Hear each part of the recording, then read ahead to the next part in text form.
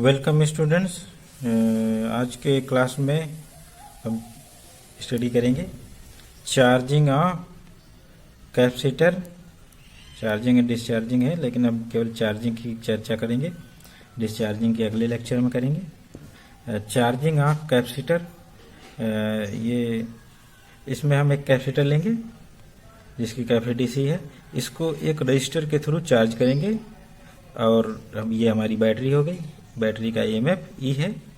जैसे ही हम ये सर्किट ड्रॉ करेंगे और स्विच ऑन करेंगे, हमारी करंट फ्लो होगी, पॉजिटिव टर्मिनल से करंट फ्लो होगी और हमारे कैपेसिटर पर प्लस Q चार्ज कलेक्ट होगा इस करंट के फ्लो करने के कारण से, और माइनस Q चार्ज इधर होगा।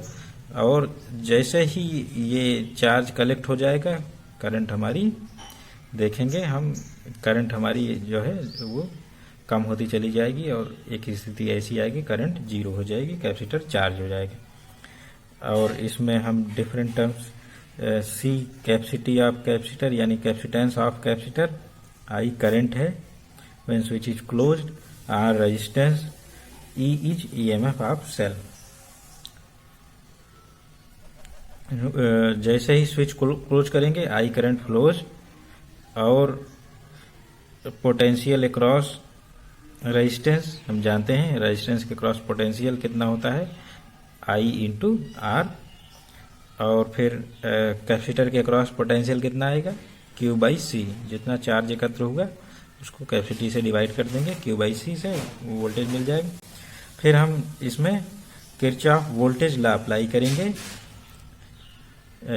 KVL यानी किरचॉफ वोल्टेज लॉ। EMF कितने हैं, 1 2 3, 3 EMF हैं, तो इनका जो है हम इधर से चलेंगे। E इक्वल टू जो ड्रॉप है कहाँ कहाँ है, पहला ड्रॉप यहाँ है, दूसरा ड्रॉप यहाँ है, तो ये पूरा पोटेंशियल यहाँ दोनों जगह ड्रॉप होगा, तो इक्वल हो जाएगा E equal to Q by C plus IR। ये इक्वेशन हमारी आ गई। अब इसी इक्वेशन को सॉल्व करेंगे। हमारी करंट चूंकि टाइम के साथ वेरी कर रही है, तो करंट का जो रिलेशन होता है I equal to DQ by DT रखेंगे, rate of flow of charge DQ by DT।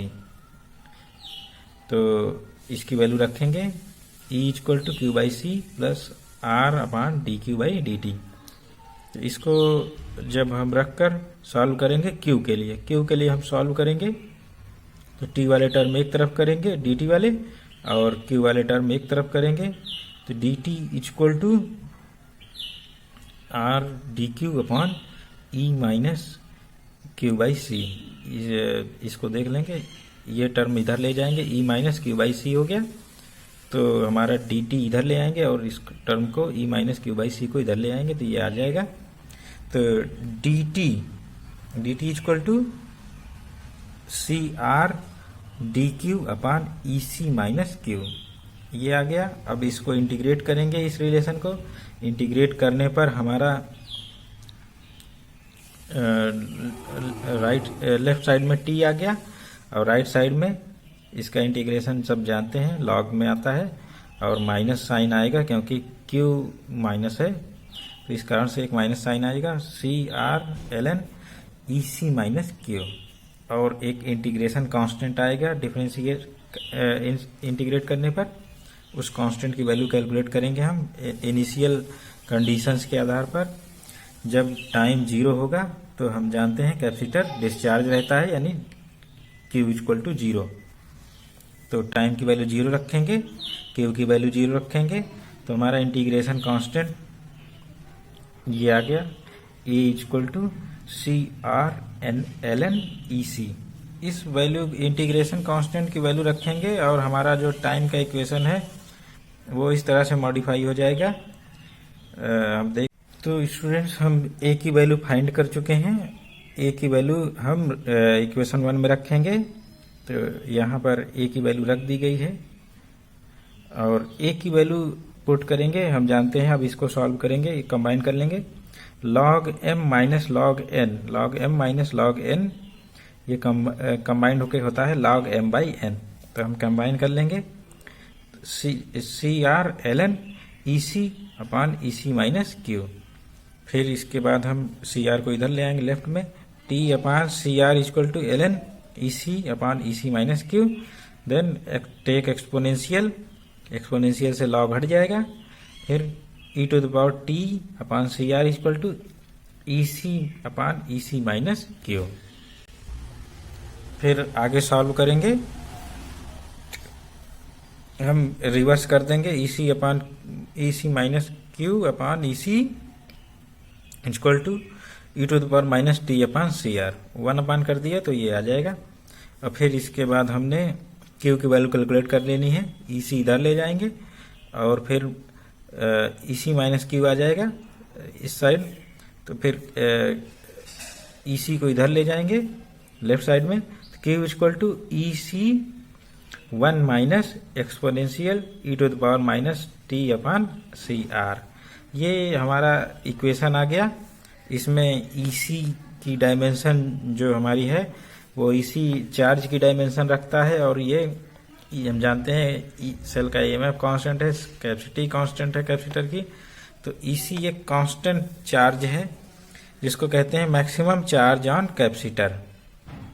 इसको Q0 से रिप्रेजेंट करेंगे। और दूसरी टर्म देखेंगे CR। CR टाइम की डायमेंशन रखता है और वो कांस्टेंट है, क्योंकि C और R दोनों कांस्टेंट हैं, इनका मल्टीप्लिकेशन कांस्टेंट होगा। तो CR को टाउ कह देते हैं, इसको कहते हैं टाइम कांस्टेंट ऑफ सर्किट। समय नियतांक है सर्किट का, जो भी हमारा ये कैपेसिटी और रेजिस्टेंस पर निर्भर करता है। तो इस तरह से हमारा charging equation Q equal to Q0 1 minus exponential T upon minus T upon tau, ये चार्जिंग इक्वेशन है कैपेसिटर का। इसका हम ग्राफ बनाएंगे।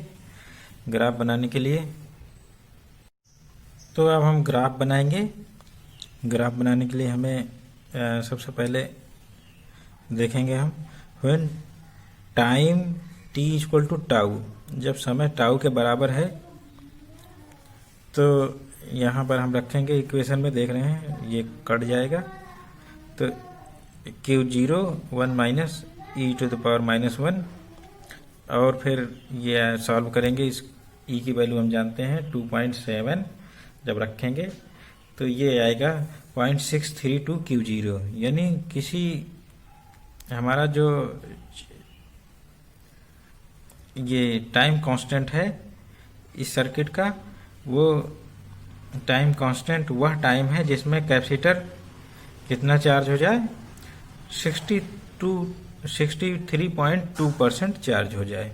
यानी कैपेसिटर पर जो चार्ज है वो मैक्सिमम चार्ज का 0.632 चार्ज हो जाए, तो वो टाइम कांस्टेंट कहलाता है।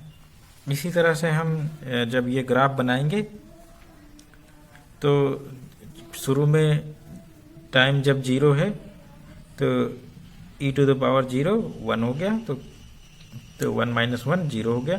कैपेसिटर पर चार्ज 0 है। जैसे जैसे टाइम बढ़ेगा कैपेसिटर पर चार्ज भी धीरे धीरे इंक्रीज करता चला जाएगा और बाद में सैचुरेट हो जाएगा। कैपेसिटर अब चार्ज नहीं होगा।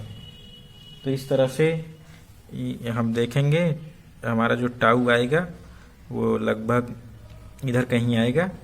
जब T इक्वल टू टाउ तो कैपेसिटर 63.2% चार्ज हो जाएगा। इसी तरह से अब I की वैल्यू निकालेंगे करंट की। जानते हैं dq by dt, dq by dt को Q की वैल्यू रखेंगे यहाँ और डिफ्रेंशिएट करेंगे, तो ये तो 0 हो गया, ये टर्म सर्वाइव करेगा। Q0 अपान tau exponential minus T upon tau, ये करंट की वैल्यू हो गई। Q0 अपान टाउ EC अपान CR E अपान R, ये टाइम का करंट का डायमेंशन रखता है, तो इसको I0 कहेंगे। ये कांस्टेंट है, ये मैक्सिमम करंट होती है। I equal to I0 exponential minus T upon tau, ये चार्जिंग करंट हो गई हमारी। चार्जिंग करंट को जब प्लॉट करेंगे हम तो ये इस तरह का आएगा। शुरू में करंट हमारी मैक्सिमम हो गई वन टाइम इक्वल टू 0, तो ये exponential e to the power minus zero यानी 1 हो गया। तो I equal to I zero maximum current है। इससे करंट धीरे धीरे जैसे जैसे टाइम बढ़ेगा करंट डिक्रीज करती चली जाएगी।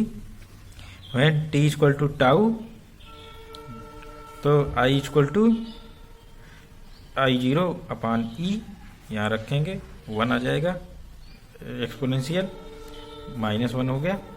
तो ये हमारा ई नीचे चला जाएगा, 2.7 रखेंगे ई की वैल्यू, तो ये हमारा आ जाएगा 0.368 आई जीरो।